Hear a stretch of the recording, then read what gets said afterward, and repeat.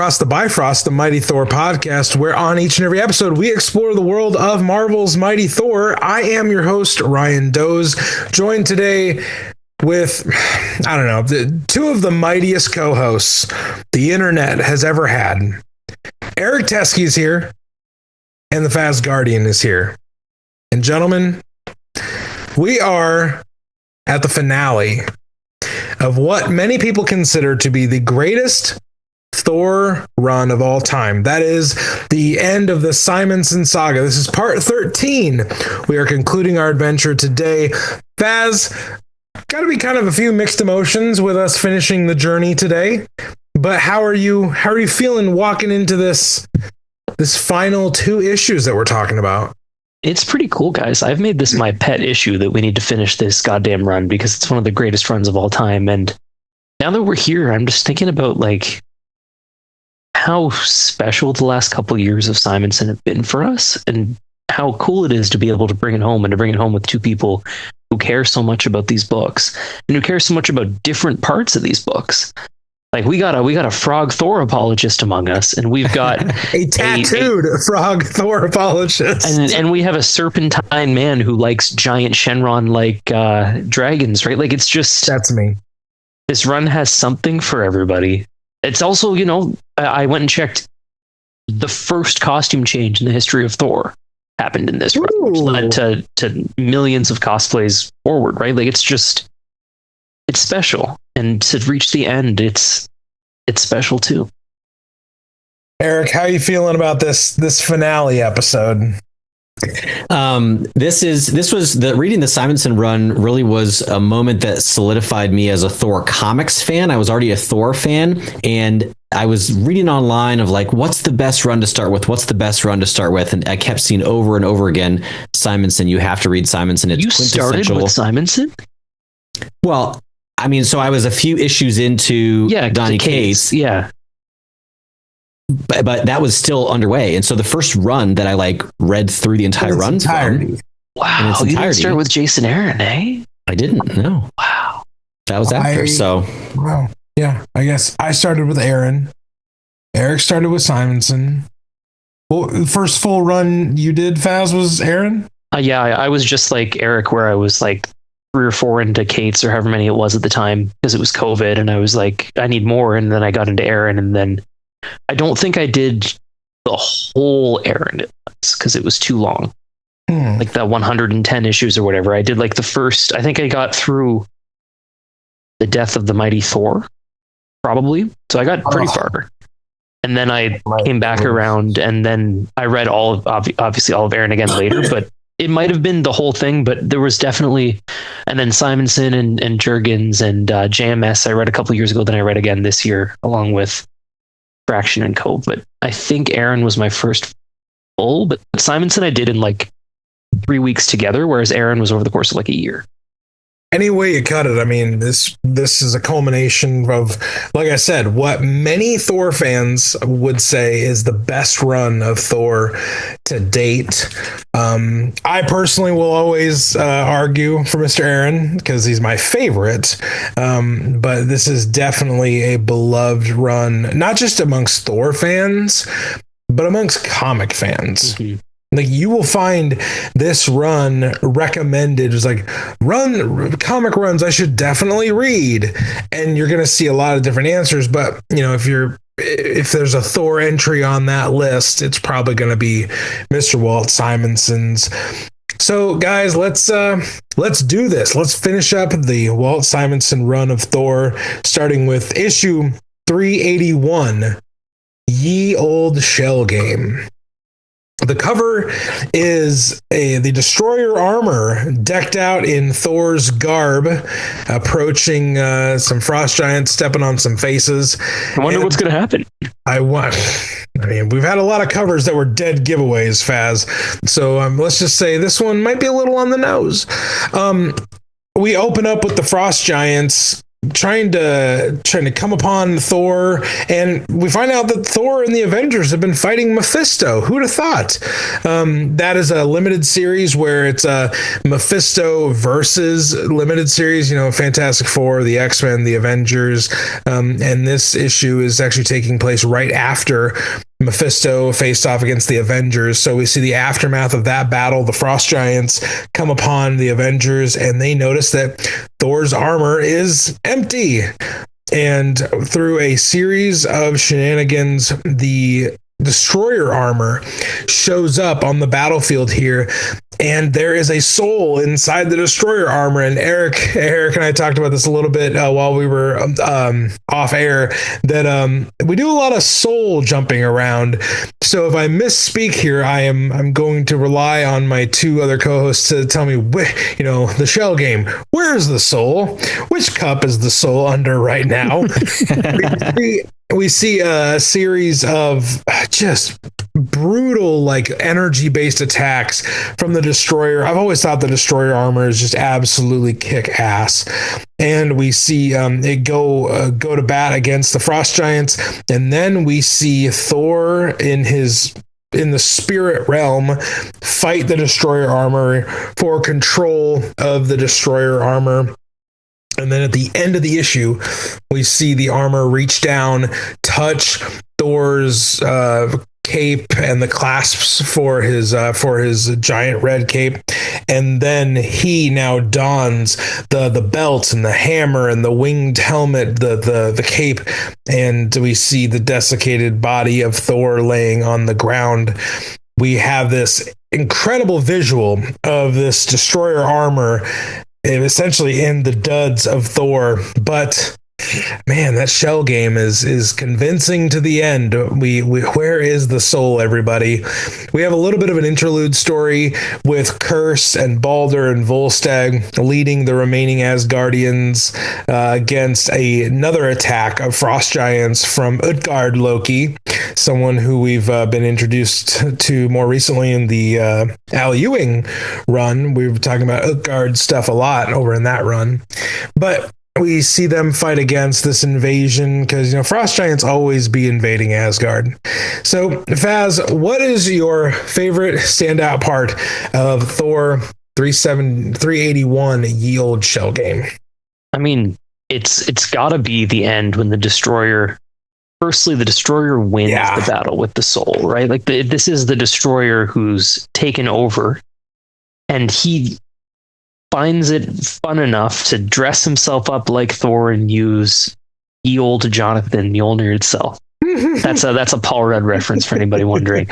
So it's pretty cool, and like the whole the Mephisto of it all, I'm going to let Hercules talk about because I had no idea what was going on, and he explained it via our show notes. So I'm going to let him do that. But I think that seeing how powerful the Destroyer is, and then seeing it have a fight over the soul of Thor. Who knows who wins, but all we know is that the Destroyer is now looking fly as fuck at the end. Is my favorite part of the issue. What do you think, Mr. Hercules? The Destroyer stuff gets really complicated. I didn't realize that the title was the Shell Game, because that perfectly captures this. Yeah. So a few points of order, I think, to help me understand this as I am explaining it. The Destroyer armor was previously melted down by the Celestials into a metal puddle in Thor 300. And that's what Loki finds in South America and somehow brings here. So the metal lake, or the metal, pool of a slag, is the Destroyer armor. And I believe when Sigurth, the frost giant, steps on the metal, that reactivates the Destroyer armor. Yeah. Because I think the Destroyer has to sort of claim a soul to be activated, or if someone gets close enough to it, something happens. And so this whole sexy frost giant standing on the metal lake, coaxing him over there, I think that's Loki's illusion to trick him into stepping on it. And then that brings the Destroyer back to life. At that point, I don't think it's this frost giant's soul piloting the destroyer. I just think the destroyer is then reactivated as like the mindless killing machine that is sort of just like a defensive weapon. Yeah. And then that weapon then becomes entangled with Thor's soul and becomes then Thor piloting the armor. But like this Sigurd character, I think, is sort of just gone at that point. Yeah. He's the foil to get the destroyer kind of into the scene. I do love the sexy frost giant illusion. I mean, she is a sight to behold, gentlemen. Does she do it for you, Ryan? Well, she doesn't. I'll put it this way: she doesn't not do it for me. She's like, "Aren't you Sigurd, one of the brave fellows who captured Thor? I am Gerthrud." I mean, what a fantastic, it's a family name actually, Gerthrud, and I'd really like to get close to one of you lads. And then Sigurd with the dopiest grin is just like, okay, well, I'm just the right guy to get close to you, honey. How's about you and me? Whoa. I love the wording too, to get close to. I just want to get close to you. I'm getting close. A little on the nose. Couple more steps, please. Thank you. That's all I needed. Yeah. Yeah, listener, if you or a family member is named Gerthrud, I apologize for my friends disparaging that name. It's a beautiful name, in fact. And listeners, if you guys enjoy us disparaging things, and if you like the way that we swear and talk kind of off the cuff, then you guys would enjoy our Patreon. I think that that's right. We're starting to mix them back in. Yes, that's where it fit. Guys, we work hard here to bring you hard-hitting Thor journalism. We love what we do here, and your listens mean the world to us. But if you're ever interested in supporting us to the next level, we do have a Patreon. You get to vote on things. You get to talk with us. We have a Discord that I don't know if it's Patreon or not, or if it just exists. If it exists, Discord. Okay, so join the Discord. But regardless, we have a Patreon. It's our dream one day to go to an Indianapolis Colts game. Hopefully after they've fired the GM and maybe after they fired the coach. I haven't decided where. Magical realm of Indianapolis. But we'd love to go there, and if not that, we'd love to go to a Comic-Con together. And that's the if not that. It also helps us. It helps us get the issues on Marvel Unlimited or whatever. It helps kind of pay the bills around here, and it does mean a lot. Similarly, we're looking for 5-star reviews. I'm doing this thing right now where I will read your review on the podcast if you give us a 5-star review. If I haven't done it already for this, it's because these are sometimes recorded out of order and I haven't seen it yet. But once I see it, I will review it. No racism, no bad stuff. But like profanity is okay. I'll swear. I do that all the time. So depending on what it is. Nothing else, everybody. He will swear. So if you do like what we do here, that's that's what we do. I don't remember where we were in the story, but that was the Patreon sting. Well, this issue is called Ye Old Shell Game, but Faz just gave a great example of Ye Old Chill Game. So I gotta say, but anything with the Destroyer armor was my favorite part of this issue. Like everything else was fine. Like we're going towards the climactic ending of this run, but the Destroyer is so cool.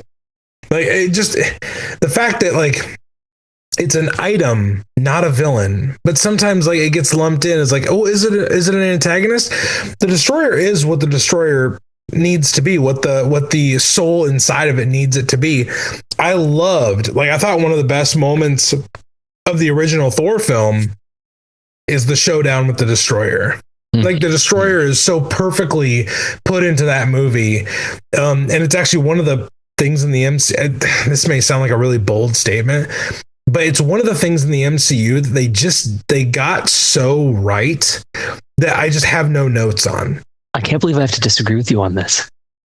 Up yours, man. What? Why? What? Because the Destroyer isn't a soulless thing that is only at the whims of the user. The Destroyer destroys, and it's a fucking problem. It takes over people all the time, and it's like the fact that Thor's having this soul fight is important because no one can beat this thing. It always wins and it always destroys. And Odin usually has to come back down and be like, no, not like that, and hide it away because it's so bad. Or the Celestials have to come and deal with it because it's going to destroy the Marvel Universe. I love how they translated it to the MCU, but if they were doing it completely accurate, actually, They would have it take over Loki and have a mind of its own and start doing its own destroying. It wouldn't just smash some cars. It would like disintegrate the earth if it was like, I guess. Okay, never mind. Loki would not be able to turn it off, and Loki would lose his soul, which is unfortunate for Loki.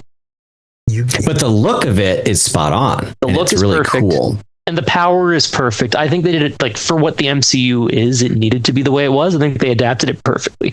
But I love how it's an adaptation. Like, you're wrong, but I will give you an olive branch. Whereas I'm going in on you, Ryan. You're incorrect. Oh my gosh, that's fun. I just love that I'm not the only person being the actually guy. This when it's about the MCU, I can do Hercules. I don't have enough detail about the comic. You guys are both like if the comic book guy from The Simpsons decided to go to the gym. That's what you guys are. Well, that's nice. It's nice of you to think I go to the gym, but I'll take that benefit by being your Hercules.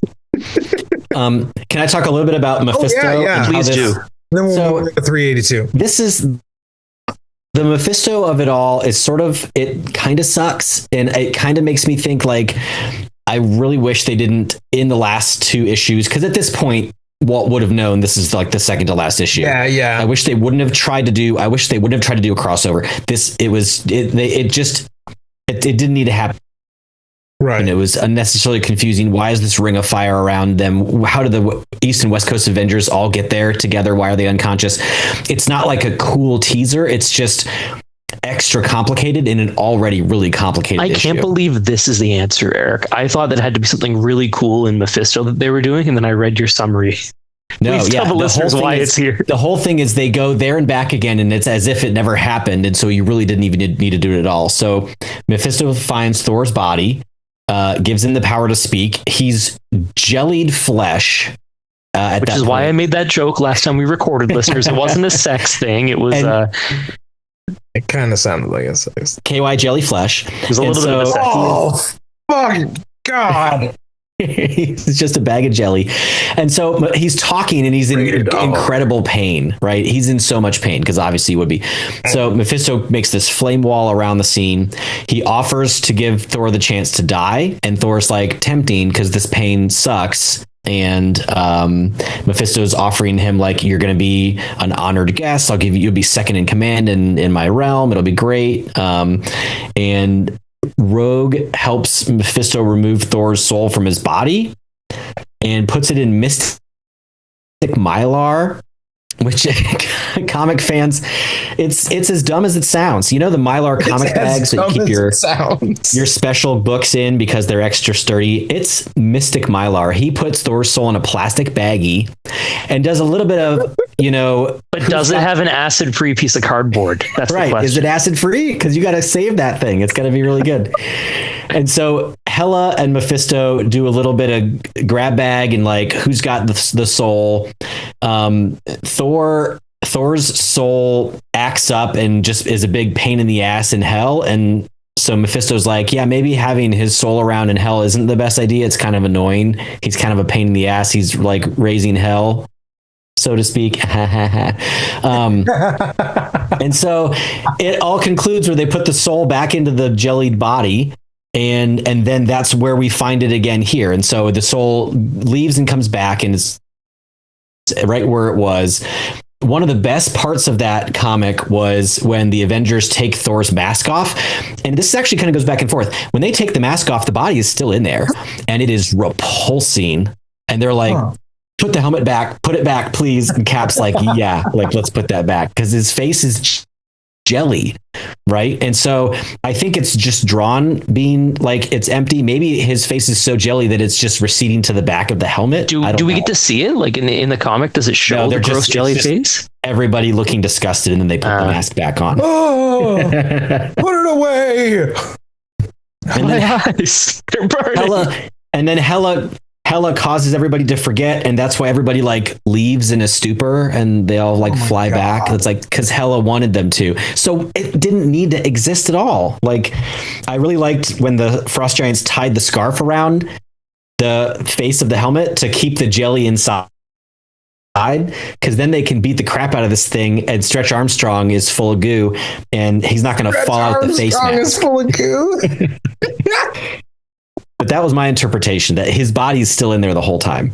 I can't believe that for years I've been confused about why there was this random interlude of Mephisto, assuming it was some super cool Mephisto story, and it was them fighting over the baggie of Thor and then deciding that he's too annoying and putting him back, and then everybody leaving because Hela gave them amnesia. That is ridiculous, and not in the fun, like, what if Thor was a frog way? That's ridiculous. In the what are we doing, guys? What if Thor was jelly? No, and what if the King of Hell and the Queen of Hell with one L wanted the jelly? Maybe they're going to add it for some boba tea. Who knows? We'll have to see. Prince of Asgard preserves. Oh my gosh. But that's why. So that's why I'm just sort of thinking like that. This issue is complicated enough, and the Where's the Soul shell game is already complicated enough to take it out and put it right back. It's just unnecessary. But anyway, the fusing with the destroyer armor, and I think Faz, your extra context of like this is incredibly hard to handle. Like you shouldn't be able to just use your willpower and your soul to take over the destroyer. It should be almost impossible to pilot this thing. That makes it even more special. Yeah.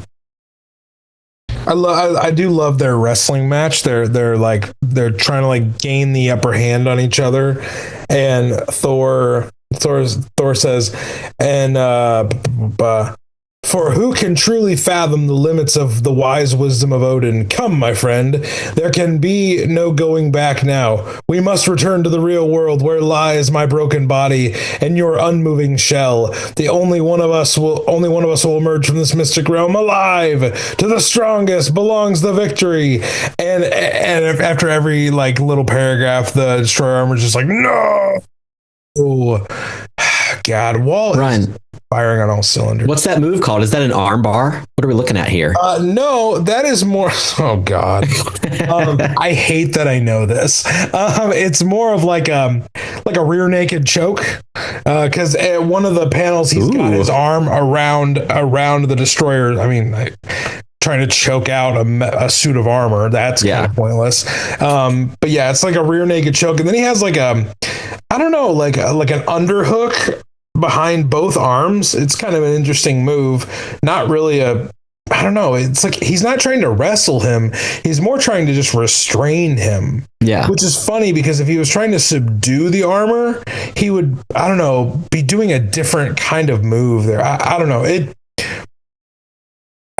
doesn't make it physically, the staging of it doesn't make a ton of sense, but we get the satisfying conclusion of the issue, which is really the most important part. Anything else about this issue, guys, before we move on to the final issue of Walt Simonson's Thor?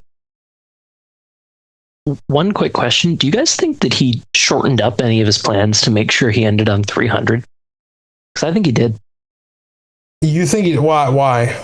I think that he might not have still been jelly when he fought the Midgard Serpent if he had the time to get it to 300 in time. And I think as he was going, he was like, oh, all right, we're doing this. And I think it led to the super cool blue battle armor. So I'm happy for it, but that's what I'm thinking about.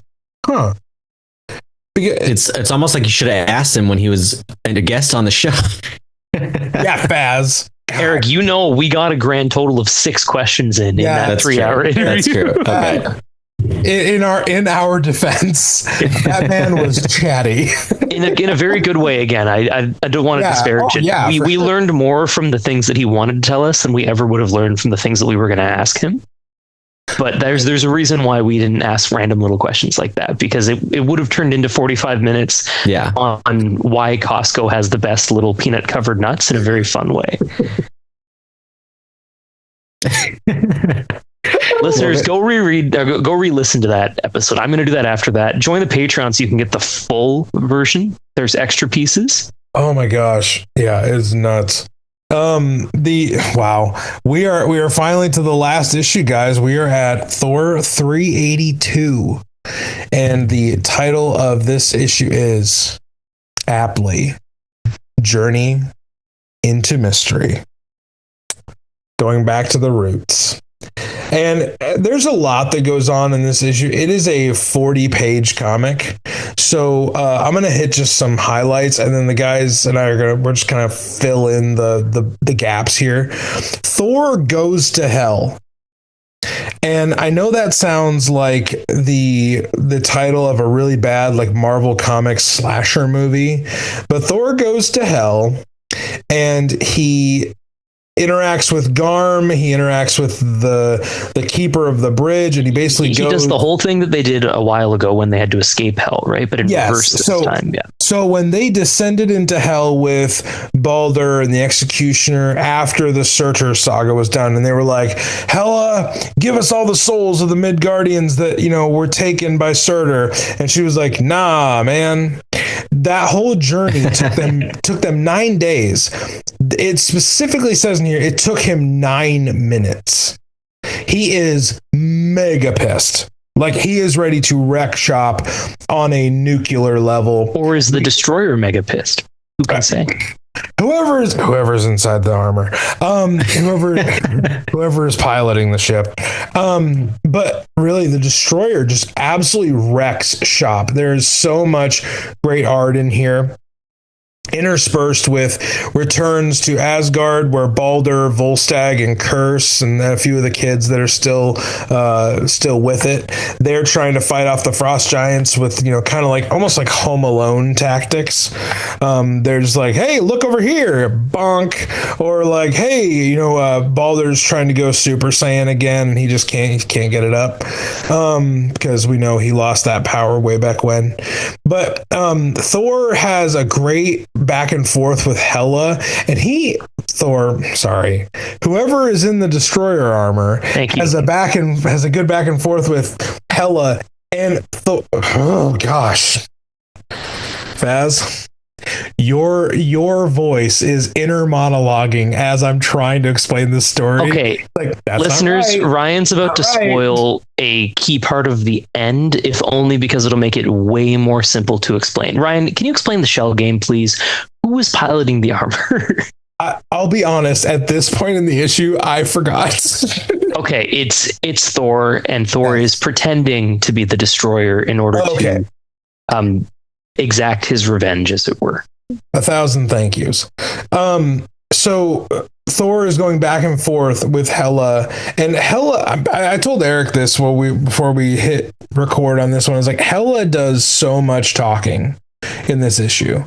This might as well be the Hela one-woman show tour, where she's explaining her motives, she's explaining, what she can do to Thor now. She reverses the curse.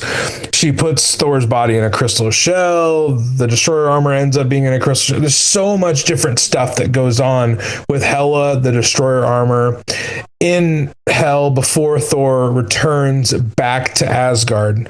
One little key thing we see here with the time in hell is we see Scourge. We see Scourge show back up, and we'll get to favorite parts of the issue, and I'll share one of my favorite things. We get back to Asgard. Thor and Balder are ready to just complete this fight against the frost giants with a big raw. Thor's like, okay, I'm back, Daddy's home, and I'm gonna fuck shit up. And Balder's like, whoa, man, whoa. We don't do this. We don't got to do this. And that's where we don't need to murder everyone. Yeah, just some people. This is where Balder really shows how good of a king he is. And Thor's like, okay, fine, I won't murder them today, but next week they better watch their ass. So Utgard Loki takes everybody back to Jotunheim. They actually keep their word, and they don't invade again. We see some little wrap-up interactions with Volstagg and Curse. Volstagg was initially very suspicious of Curse helping them out because he's fought against them so many times just in this run. And Volstagg and Curse make up. The kids are all kind of walking away in victory. And then we get a kind of an epilogue conversation with Thor and Loki back at Loki's castle. How they're kind of like, Thor knows that Loki's going to try to fuck shit up again. And Loki's like, all of my debts are paid, they're resetting the status quo, but then Thor does something at the end where it's like the total Big Brother move where he breaks Loki's arm with the hammer, and he's like, while you're nursing that, just remember, don't fuck with me. But also, Loki's like, you've broken my arm, and he's like, hunting as always, basically. Like, oh, you're so smart, Loki. I'm just a guy with a big hammer that broke your fucking arm. There's a lot of good stuff in there, but Faz, we'll start with you, man. What's something that stood out in the final issue of Walt Simonson's Thor?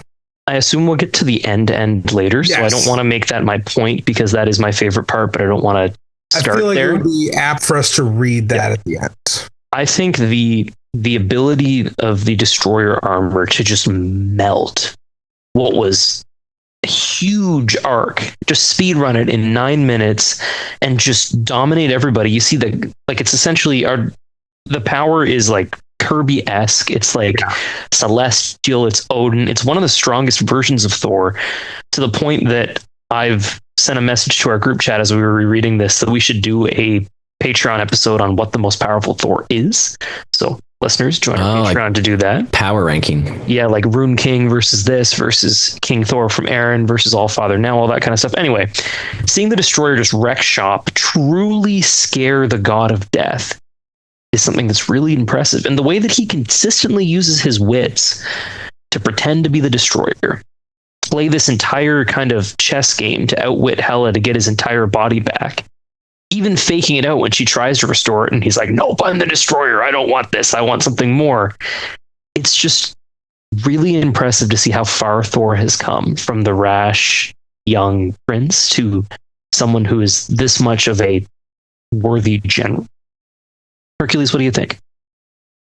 It was, I agree. It was incredibly satisfying to just watch him speed run the road to hell and just take on the undead armies, and just, it was incredible. It was that was a part of the issue that was very straightforward and easy to comprehend. It was just like he's just tearing it up.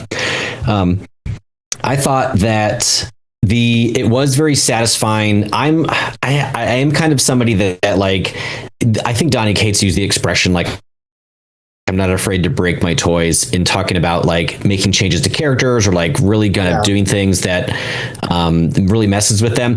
After so many issues of Thor being gelatin inside his armor and being broken and feeble and all these things going on, it's so satisfying to just have him be healed, restored, with the right soul and the right body. And then he still gets to do some action after that. Then he still gets to go back and confront the Frost Giant. So it's not just the end as soon as his soul's back. He gets to be himself at full power with this armor that he's never had when he was at his full power. So it's really like a nice wrap up version of himself. I thought it was totally satisfactory that we figure out the fainting sickness thing was like a Loki thing, but Loki's not just going to undo it. We have Utgard Loki, who's really Skrymir, the magic frost giant, who was beheaded in Immortal Thor #1. That's the same guy, because he has just enough magic to kind of know a little bit of something, and so he's going to reverse the fainting sickness thing, and that all ties up. It's a reason why he goes off and can be spared. He's going to live.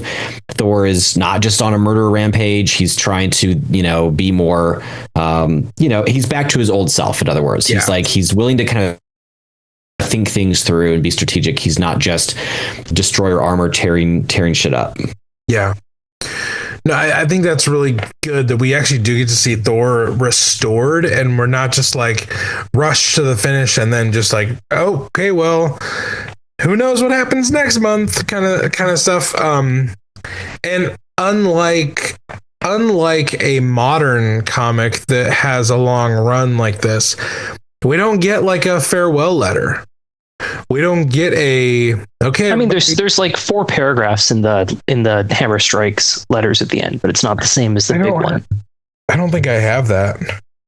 Oh, so there is one more Hammer Strikes page, and Walt gives 4. I don't have 4 or 5 paragraphs. Yeah, it's kind of just he thanks everybody, makes a few jokes about how Wheezy's the only reason this happened. So if you have any complaints, to direct them at her. And then he says, may Thor go for 300 more issues, which, as we know, he's well past now. Yeah, we're getting up there. Outside of the last page, guys, because it's got just a great way to overall summarize this issue and this run. Is there anything else from this issue that you guys want to highlight? Because I have one thing. I wanted to talk about Scourge, unless that was yours. That was yeah. I just wanted to talk about Scourge, but go ahead, Eric. I'm sure you're going to say it much better than I will.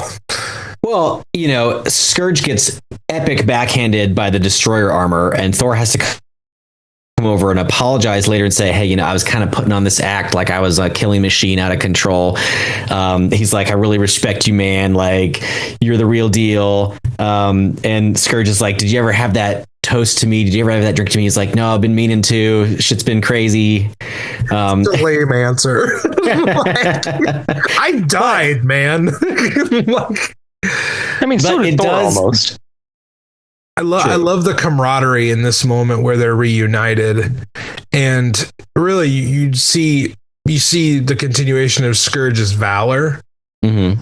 And Hela even recognizes that, and she releases his soul to Valhalla. And I loved that. I thought that was so awesome. Yeah. And it retroactively makes Hela be reasonable. Oh, true. Yeah. So what? Say that again, Faz? I love when Hela is like reasonable about this stuff. Like she's death and she's a villain with quotes around it, but she's not always a villain. Like she was villainous to Thor this entire arc, but she's like, no, man, this guy's brave as fuck. I don't know what to tell you. I gotta send him to Valhalla. Yeah. You see how cool that was. Yeah. Yeah. And I love that we kind of just Scourge's story is not one that I think we needed to go back to, because he got that epic send off. He stood alone at Yallerbrew. I mean, it's one of the best issues in this entire run. Mm-hmm. I've been talking to Faz about wanting to do tier rankings. If we were to do a tier ranking of every issue of Simonson, the Executioner's Last Stand is, I mean, it's top. I mean, it's top tier. So I say that to only to say that the Executioner didn't need more, but I like this epilogue to his story, that he wasn't just stuck in hell, because what he does on the bridge to protect Thor and the rest of the Asgardians is heroic. So why wouldn't he go to Valhalla immediately? It's because Hela was holding on to his soul, and she's like, you know what? God, you're right. I mean, you are valor and brave and all that. And I love how they give Scourge that extra little oomph at the end. Mm-hmm. Yeah, of all the things to give an epilogue to or to bring up again, it retroactively adds gravitas to an already really important point in the run. Yeah. Yep. Agreed.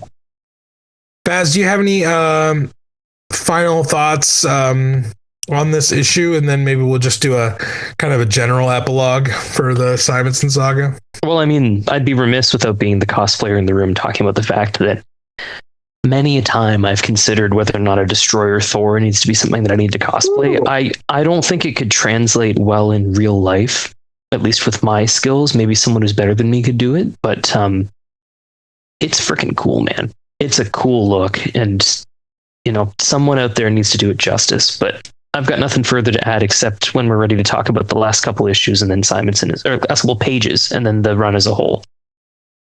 So, I think I'd like to do something. We didn't really talk about this ahead of time, but to end the episode with the last page. Okay. So let's talk overall first. Yeah. Go for it, Faz. Yeah. So end of the day, guys, like 50-ish issues, not even 50. Yeah. Like 40, 46 maybe. Only 46 issues. And so much happened. Walt spun 3 times the average comic these days in each issue of this one. And we got hundreds of comics worth of stuff in a way that was blended together, drawn and explained extremely smartly. Had a lot of fun while never embarrassing or making fun of the characters. Treated everybody as seriously as they should be while also giving them a lot of fun time to breathe. having Game of Thrones in New York City, and really just defining so many characterizations, and creating new ones that we still see today. Multiple Thor movies come from Walt. And that is something that we have to realize how important this run was. Listeners, we talked about these for an average of like 15 to 20 minutes per issue for the most part. And we've barely scratched the surface on how much happened and how many important things happened. And it's only 40 something comics. Everybody who likes Thor should take the time to read this run and to appreciate what Walt did. That's all I've got for my finish. Well said, Faz. Eric, kind of just overall thoughts on where we leave this run. I mean, the run is it feels epic, it feels grand, and I think a lot of that boils down to the writing. It's not just creative, it's not just a fresh take on the character, and not just the character, but the world the character lives in, the supporting cast, the sort of rules of how mythology works, and like all these references to fate and gods and relationships and everything. It makes it so grounded and real, but it's also just beautifully written. Like you can just read through so many quotable moments and paragraphs and panels that just, it's like modern poetry. It feels like you're reading The Hobbit, or you're reading, some fairy tale, that it feels like it's been passed down from generations. But that's just because Walt, I think, is a big sort of like fairy tale geek, and like he can do it. He loves that kind of stuff. He can talk the talk. He knows when to pull the heartstrings and when to be funny, and he balances everything out. So I think that's why it has such staying power, is because it's not just, oh, that was really creative, but it hasn't aged well and it's of the time. It's, oh my gosh, that it feels like timeless. It feels like stories that have been passed down. Totally agreed, guys. This run, upon us being done with it now, I think will be fun to look back on and be like, oh, like when something shows up in a modern comic, like when Beta Ray Bill shows up in a comic, or when Amora keeps showing up in the current run, when we see these little nods. Scourge leaving the underworld to come back in the current run, right? Yeah. Like all this kind of stuff. When we see these nods to what has been, but like what I think is so great about how Al Ewing is using aspects of this run that are so beloved is he's not reforming them completely. He's honoring the past stories. I mean, these stories are almost 40 years old. Like these are old comics. But he's giving good credence to them, good respect and nods to them, and then he's finding a way to refresh them for a modern reader. And there's so much in here that Walt helped build, because like Thor comics were not exactly lighting the world on fire before he got to this book. Stan and Jack had been off the book for a long time. And in the 70s, it was pretty slim pickings. Like the 70s are kind of a not so gloriously looked back upon section of Thor comics. So I love that, like Eric said with Donny Cates, Walt came in and he broke some of the toys. And he did it in such a way where now people look back on this run and they're like, well, of course a horseman can lift the hammer. It's like, yeah, but when he did that, it was like, who is this guy? I love the inherent kind of ballsiness of this story, to tell the story he wanted to tell it for as long as he was able. And then when he was done, he left an imprint on a character that sometimes when you say the words Thor comics, some people only think of Simonson. So I think his legacy speaks for itself. These comics were so enjoyable on so many different levels. And everybody, the links in the episode description. We got Patreon, we got Discord, we got Instagram. Leave us a rating and a review. We would absolutely love any of that. That goes without saying. But I would like to ask Faz if he would be willing to read the last page, and then we're just going to be done. I mean, I'm honored because I figured that you wouldn't let me read something as monumental. No, as the end. you mentioned it. You brought up the idea. So you're the only one with an IMDb page. You literally have been paid to act. So listeners, the final page is our guy with a smile on his face flying through the sky. And here's what it says. My heart is lighter than it hath been in many a long day. Mayhap I should visit my stepbrother more often. Look out, you giants and trolls. Beware, you denizens of the depths and dwellers of the fortresses of evil. Gird up thy loins, you harbingers of death and destruction. Let those in dearest need lift up their voices that I may hear them. The God of thunder is loose, and woe to those who would harry the innocent and the weak, for they shall have a champion. So be it. And gleaming in the sunlight, the mighty Thor soars across the sky like a bright star. May his hammer ever strike in the cause of justice. So say we all.